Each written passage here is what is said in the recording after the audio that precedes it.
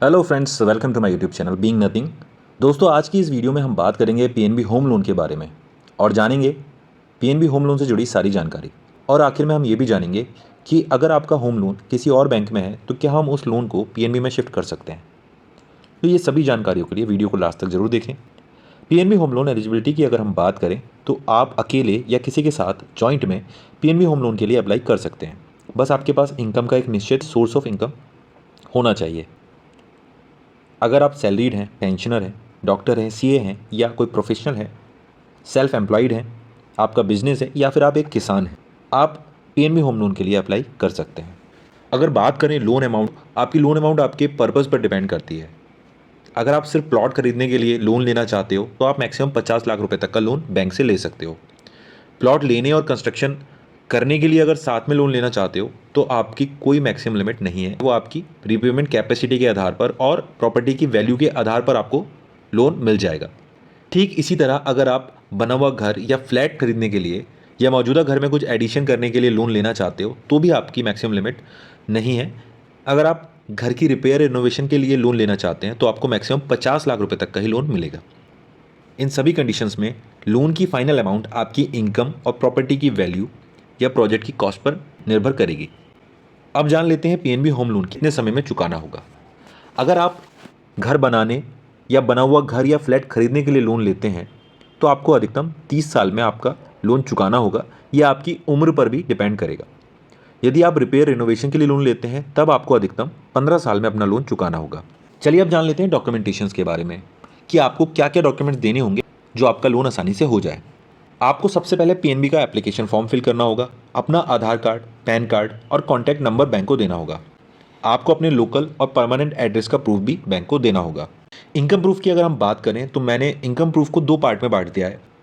अगर आप salaried class हैं तो आपको लास्ट 3 मंथ की लेटेस्ट सैलरी स्लिप देनी होगी, 12 महीने का अकाउंट स्टेटमेंट, 2 साल का आईटीआर या फॉर्म 16 जो भी अवेलेबल हो, और साथ में आपको आपका एम्प्लॉयमेंट प्रूफ भी देना होगा। वहीं अगर हम बात करें बिजनेस क्लास की तो अगर आपका कोई बिजनेस है तो आपको आपके बिजनेस का 2 साल का आईटीआर विद कंप्यूटेशन, अपने बिजनेस की 2 से 3 साल की बैलेंस शीट और profit and loss account statement, अपने बिजनेस का रजिस्ट्रेशन सर्टिफिकेट, 12 महीने का अकाउंट स्टेटमेंट, 1 साल का जीएसटी रिटर्न अगर आप जीएसटी फाइल करते हैं तो।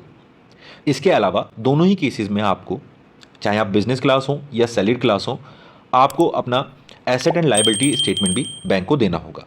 इसके अलावा आपके केस पर डिपेंड करते हुए बैंक आपसे 1 या 2 डॉक्यूमेंट्स और मांग कर सकता है। अब जान लेते हैं कि आप प्रॉपर्टी परचेस करना चाहते हैं लोन के थ्रू या जिस प्रॉपर्टी पर आप बनाने के लिए लोन लेना चाहते हैं तो उसके डॉक्यूमेंट्स आपको क्या देने होंगे। अगर आप फ्लैट ले रहे हैं तब आपको sale agreement, allotment letter, NOC आदि की कॉपी आपको बैंक को देनी होगी। अगर आप प्लॉट परचेस करने के लिए लोन ले रहे हैं तब आपको खसरा खतौनी, agreement of sale, sale deed of property आदि बैंक में देने होंगे। यदि आप घर बनाने के लिए लोन ले रहे हैं तब आपको आपकी डेवलपमेंट अथॉरिटी से अप्रूव्ड मैप, सेल डीड और खतौनी, कंस्ट्रक्शन में होने वाले खर्च का एस्टीमेट, ये सब आपको देना होगा। इसका एस्टीमेशन एक अप्रूव्ड वैल्यूअर द्वारा ही बनाया जाएगा। इन सभी केसेस में आपको प्रॉपर्टी की वैल्यूएशन और एनईसी भी करानी होगी, लेकिन वो बैंक का पार्ट है। बैंक अपने अप्रूव्ड वैल्यूअर और लॉयर से आपकी वैल्यूएशन एंड एनईसी कराएगा। अब बात कर लेते हैं चार्जेस की। तो यदि आप पीएनबी होम लोन के लिए अप्लाई करते हैं और आपका लोन अप्रूव हो जाता है तो आपको प्रोसेसिंग फ़ी के तौर पर लोन अमाउंट का 0.35% जो कि कम से कम 2500 रुपये और अधिकतम 15,000 रुपये होगा, देना होगा। अगर हम डॉक्यूमेंटेशन चार्जेस की बात करें तो आपको 1350 रुपये की फ़ीस देनी होगी डॉक्यूमेंटेशन चार्जेस के रूप में। लेकिन अभी की अगर हम बात करें, अगर आपका लोन 15 लाख से ऊपर है तो आपको ये दोनों ही तरह के चार्जेस नहीं देने होंगे। 31 मार्च 2024 तक के लिए बैंक का ये ऑफर चल रहा है। PNB home loan rate of interest की अगर हम बात करें तो इस समय बैंक 8.60 से लेकर के 9.45% तक के रेट ऑफ इंटरेस्ट पर लोन दे रहा है। ये रेट ऑफ इंटरेस्ट आपके सिविल स्कोर पर डिपेंड करेगा। ये रेट ऑफ इंटरेस्ट समय समय पर बदलता रहता है, इसके लिए आप बैंक की ऑफिशियल वेबसाइट पर जरूर चेक करें।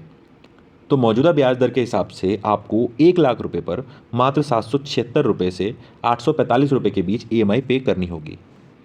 अब लास्ट में हम बात कर लेते हैं कि अगर हमारा कोई हाउसिंग लोन किसी और बैंक में यानी कि एचडीएफसी, एसबीआई, बीओबी, कैनरा इस तरह के किसी बैंक में चल रहा है और अगर हमारा रेट ऑफ इंटरेस्ट वहाँ ज़्यादा लग रहा है तो हम कैसे उसे पीएनबी में शिफ्ट कर सकते हैं। दूसरे बैंक में आपका अगर लोन चल रहा है तो आप स्क्रीन पर दिए हुए डॉक्यूमेंट्स को बैंक में जमा कराइए।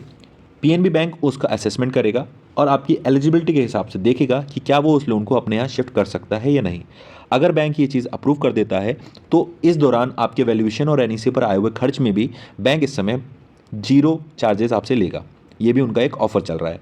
तो अगर आपका किसी और बैंक में लोन चल रहा है तो और आप चाहते हैं कि वहाँ से जो रेट ऑफ इंटरेस्ट लग रहा है उससे कम रेट ऑफ इंटरेस्ट अगर आपका पीएनबी में लग रहा है तो आप आज ही अपना लोन पीएनबी में शिफ्ट कर सकते हैं इन डॉक्यूमेंट्स के थ्रू।